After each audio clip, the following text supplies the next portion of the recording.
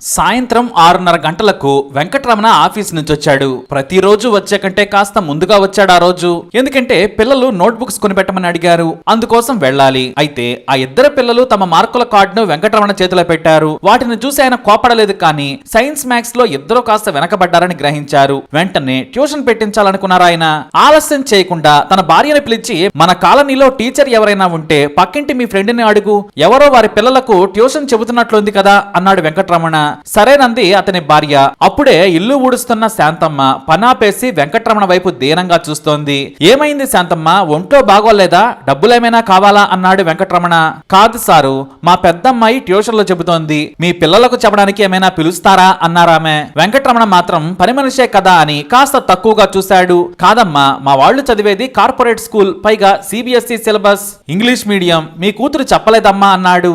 Sir, నా బిడ్డ MSc chemistry చేసింది, గోల్డ్ పథకం కూడా వచ్చింది, బాగా తెలివైంది, కాంట్రాక్ట్ లెక్చరర్ గా పనిచేస్తూ ఉంది, ఏదో పిహెచ్డి చేయడానికి కష్టపడుతుంది సారు అని చెప్పింది. ఆ మాట వినగానే వెంకటరమణ కామ్ గా చూస్తూ ఉన్నాడు. కిచెన్ లో పనిచేస్తున్న అతని భార్య కూడా ఆశ్చర్యంగా వింటూ ఉంది. ఆ తర్వాత, నీకు అంత చదువుకున్న కూతురుందా అని అడిగాడు వెంకటరమణ. నీకు ఎంతమంది పిల్లలు, ఏం చేస్తున్నారు అని అడిగాడు. నాకు 3 అమ్మాయిలండి. పెద్దమ్మాయి చెప్పాను కదా, కాలేజీలో చెబుతోంది, ఆమెనే మాకు ఆధారం. ఇక నా రెండో అమ్మాయి ఎంఎస్సి కంప్యూటర్ చదువుతోంది, మూడో అమ్మాయి గవర్నమెంట్ కాలేజీలో ఎంబీబీఎస్ చదువుతోంది. వాళ్ళు చదివే పేర్లు కూడా నాకు నోరు తిరగదంటూనే గబాగబా చెప్పింది శాంతమ్మ.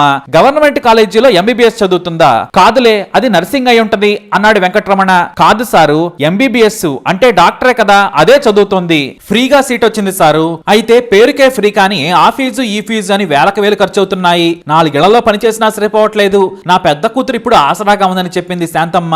ఆమె చెప్పిన మాటలు విని వెంకటరమణ అతని భార్య నోరెళ్లబెట్టారు. మరి ఎంబీబీఎస్ కి ఏ కోచింగ్ సెంటర్ కు పంపించామని అడిగాడు వెంకటరమణ. మా నెల బతుకులకే కష్టంగా ఉంది, నేనెక్కడికి పంపలేదు, కష్టపడి చదువుకొని సీటు కొట్టిందని అమాయకంగా చెప్పింది శాంతమ్మ.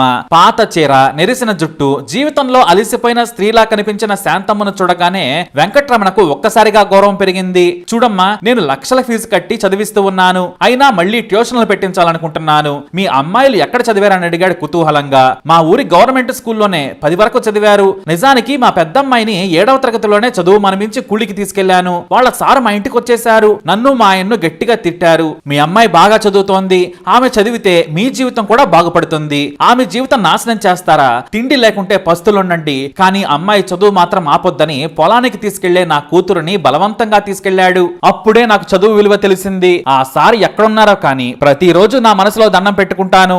ఆయనే నా బిడ్డల జీవితాన్ని మార్చారు. నా పెద్దమ్మాయి 10 పాస్ కాగానే ఇక్కడికి వచ్చేసాము. అంతా ప్రభుత్వ కాలేజీల్లోనే చదివారు, బట్టలు మంచివి లేకున్నా నా బిడ్డలు కష్టపడ్డారు. ఇప్పుడు డబ్బులు ఇంట్లో లేవంటే నా పిల్లలు ఎంత చిన్న పనైనా చేసి సంపాదించుకుంటారు సారు, కానీ నాకే అంత గొప్పగా చదివిన పిల్లలు చిన్న పనులు చేస్తుంటే బాధ అనిపిస్తుందని కన్నీళ్లు పెట్టుకుంది శాంతమ్మ.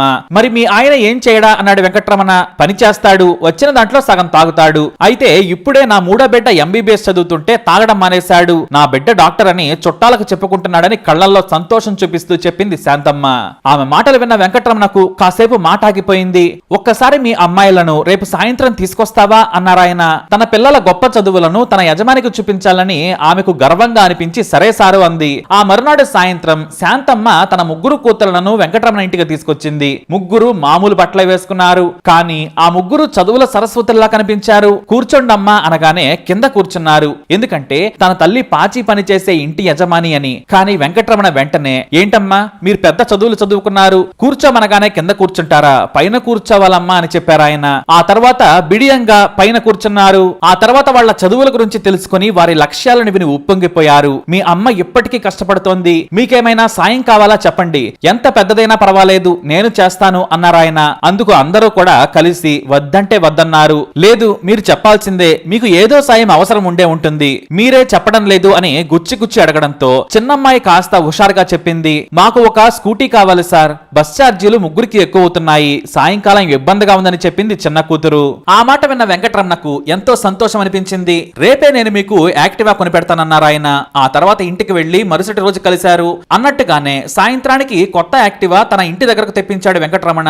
కానీ డ్రైవింగ్ ఎంబీబీఎస్ చదివే అమ్మాయికి మాత్రమే వచ్చు. ఇక స్కూటీ కూడా ఫ్రీగా వద్దంటే వద్దన్నారు. నెలకు ఎంతో కొంత ఇస్తామని బలవంతంగా ఒప్పించారు. ఇక ఆ తర్వాత మీకు ఎంత డబ్బులు కావాలన్నా అడగండి, మీరు సంపాదించుకున్నాక ఇవ్వండి, ఇవ్వకపోయినా పర్వాలేదు, మీలాంటి సరస్వతులు చదువుతుంటే నాకు అదే చాలన్నాడు ఆయన. సార్, మీరు బండి కొని కనిపెట్టినందుకు మీ పిల్లలకు ట్యూషన్ చెబుతాను అంది పెద్దమ్మాయి. సరే, నీలాంటి చదువుల తల్లి నా పిల్లలకు ట్యూషన్ చెబితే వారికి కూడా స్ఫూర్తిగా ఉంటుంది అన్నాడు వెంకటరమణ. ఆ తర్వాత తన అక్కను కూర్చోబెట్టుకుని ఎంబీబీఎస్ చదువుతున్న అమ్మాయి హుషారుగా నవ్వుతూ వెళ్లిపోయింది. అలా చూస్తున్న వెంకటరమణకు రెండు కళ్ళు చాలలేవు. చివరగా శాంతమ్మ వెళుతుంటే ఎంతవరకు చదువుకున్నావని అడిగాడు. శాంతమ్మ నవ్వుతూ 2 సారు అనుకుంటా వెళ్లిపోయింది. ఏ చదువు లేదు, డబ్బు లేదు, చదువుకోమని చెప్పేవారు లేరు. అయినా చదువుల కోసమే పుట్టినట్టు ఆ ముగ్గురు అమ్మాయిలు కష్టపడి పైకొస్తున్న తీరు చూసి తన గతాన్ని గుర్తుకు తెచ్చుకున్నాడు. కూలీ చేసే తన తండ్రి ఎంత కష్టపడి చదివించుకున్నాడని నాన్నకు మనసులోనే దండం పెట్టుకుని ఈ స్టోరీనంతా రాసి సోషల్ మీడియాలో పెట్టాడు ఓ వ్యక్తి. అలా ఇప్పుడు వైరల్ గా మారింది ఈ స్టోరీ. బాగా కష్టపడి చదువుకునే పేద పిల్లలకు మనము సాయం చేద్దాం, వారి భవిష్యత్తుకు చిన్న చేయందిద్దాం. వాళ్ళు మన సాయం ఎప్పుడూ మరిచిపోరనేది వాస్తవం. మరి ఈ స్టోరీపై మీ అభిప్రాయాన్ని కమెంట్ ద్వారా తెలియజేయండి. ఇప్పుడు లైక్ చేయండి, షేర్ చేయండి, మా ఛానల్ ని సబ్స్క్రైబ్ చేసుకోండి.